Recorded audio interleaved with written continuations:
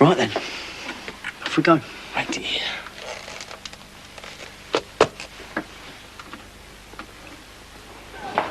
One of us at each door. We shall go up on the stage and conceal ourselves in the wings. Well, that's hardly going to stop them coming in. I want them to come in. I thought the object was to stop them from occupying the hall. No, Mr. Scott.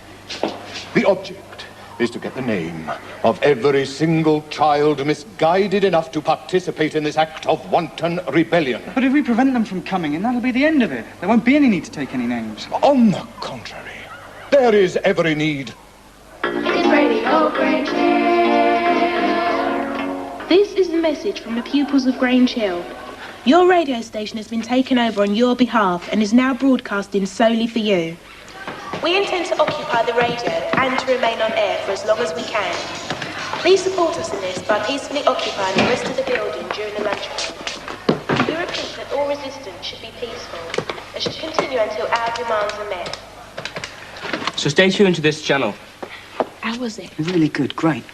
They won't like the word demand. Too bad. So have we written them with our demands? After this record. I wonder what's going on out there.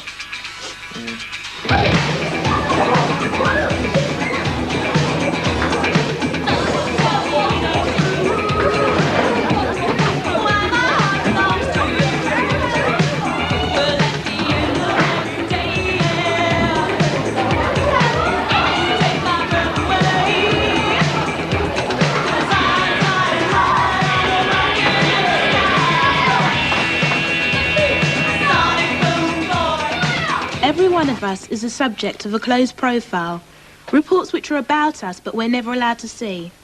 The school rules change depending on which teacher's interpreting them, and the only voice available to us, our radio station, is threatened with total censorship. Which is why we feel it is necessary to take this action and to ask Mrs. McCluskey, as head of Grange Hill, to come into the studio and explain the need for such unacceptable moves against our individual liberties. This nonsense has got to end. Mr. Bronson, before you go marching in with your battering ram, may I suggest there are ways of stopping the broadcast without resorting to brute force? How? Pull the fuse on them.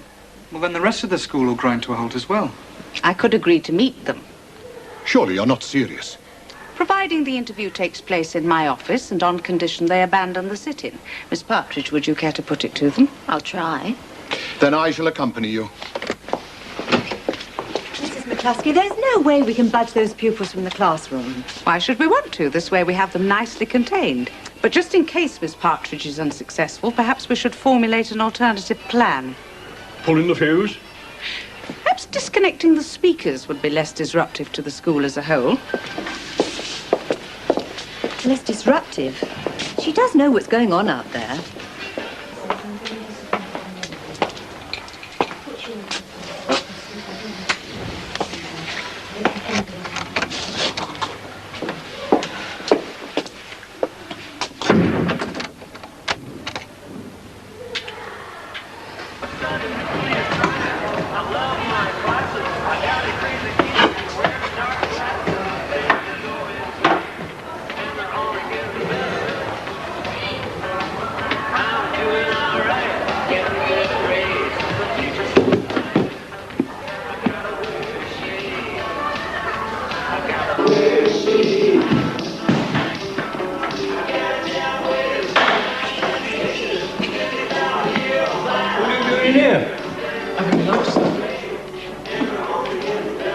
Protesting? No, it wouldn't do any good, sir. The food's always been diabolical.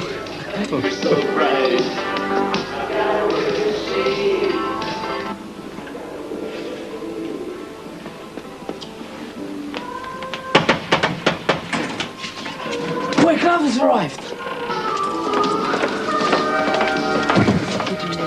Mrs. McCluskey, I can't quite believe the level of staff inactivity around here. Matters are in hand, Mr. Glover. Oh, really? It's no use, Mr. McCluskey. As fast as I'm disconnecting the speakers, they're winding them up again. Kick the door down, man, and have done with it. I'll deal with things if you don't mind, Mr. Yes, Glover. well, you can start by finding out where my daughter is. Your daughter? Well, she's certainly not a part of all this, and they know it, which is why they've been feeding her false information. Which she has presumably been feeding you. The main fuse, Mr. McCluskey, eh? Yes, I think so, Mr. Griffiths. Right. There'll be no point in them staying in there once the plugs have been pulled, and I intend to be here when they come out. My sentiments entirely. Oh no, how are they going to get out now with them two on sentry duty? It's all right. Me and Zig have got something worked out. Come on.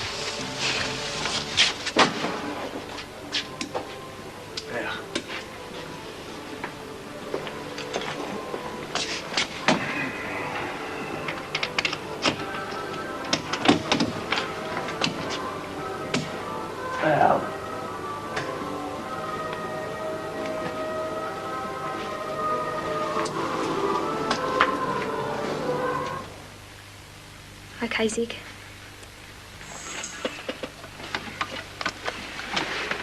We interrupt this record to bring you news of our latest developments. Will you all please leave your classrooms and make your way to the main gates, where members of the press, radio and television are beginning to assemble.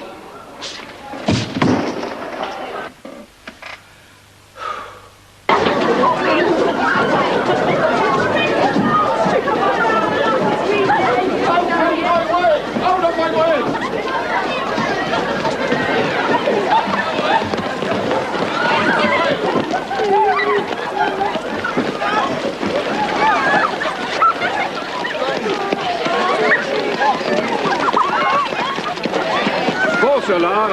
I don't know what their game is, but there's no sign of any journalists around here.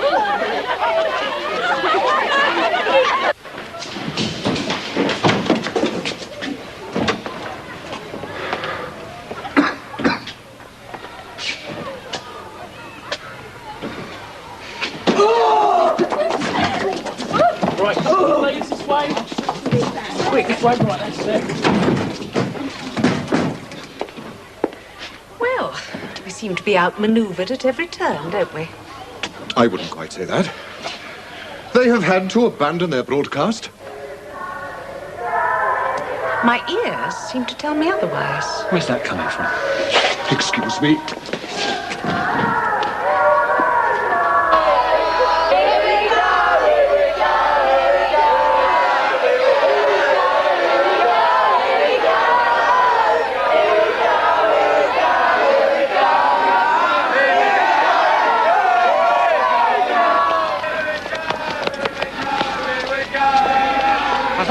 That pulled the power on.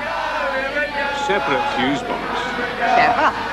Sheer genius. Can I have your attention, please? This is Radio Grange Hill, still on the air, despite all attempts by the authorities to stop the voice of the democratic protest. Doesn't sound as if she's been dragged in there against her will. Well, that's it. Only one thing left to do. Call the police. Is that what you really want, Mr. Glover? Given that your daughter is at the heart of this disturbance? Well, what then? Well, I suggest we carry on with afternoon lessons. I've already arranged for the lunch break to be ended early. As though nothing's happened. Well, in fact, it won't be, will it? They can't reach us in the main school from over here.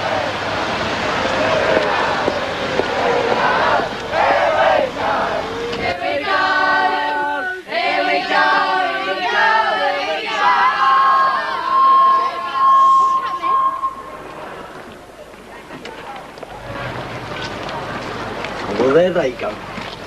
They've rung the lunch bell early, haven't they?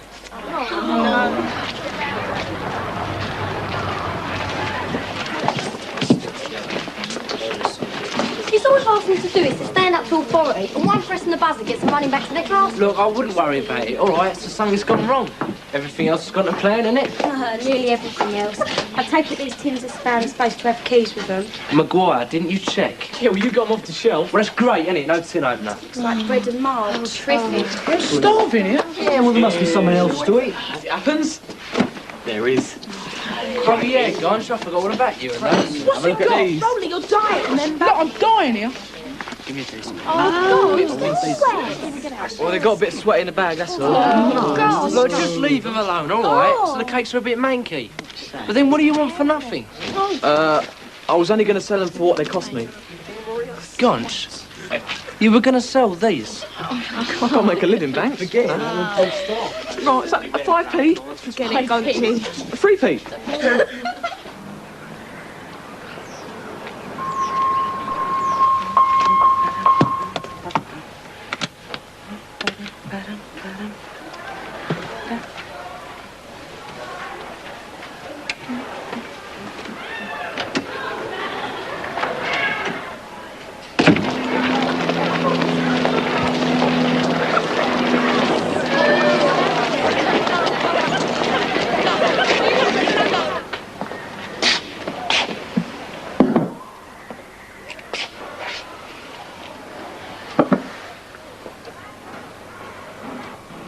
Oh, yeah, he's still there. I can see his feet. It's like a cat in a mouse hole. He ain't gonna move. Yeah.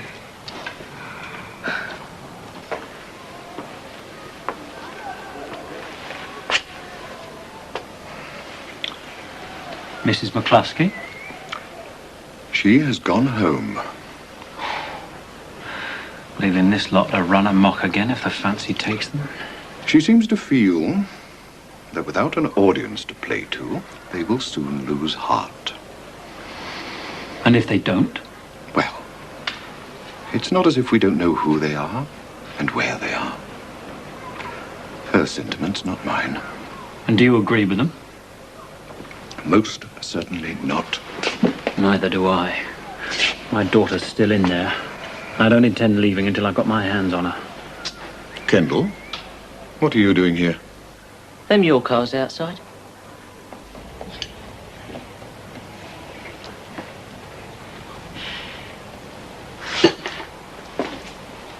Doesn't really seem a lot of point to it now, does it? There won't be much point since lunchtime. No? So why have we all been sitting in this sweatbox all afternoon? Because we haven't got any emergency exits, and I, for one, don't fancy walking into the hands of Glover and Bronson. Yeah, how long's your dad likely to stay out there? For as long as it takes. Yeah, I thought you might say that. What? Danny! Danny, what's happening? Kids from St. Joe's have arrived. A fight with the Joes? I've forgotten about it. I told Bronson and Glover they'd come to support the protest. They're going to start by smashing up their cars. Nice one, Dan. Nice one, Dan.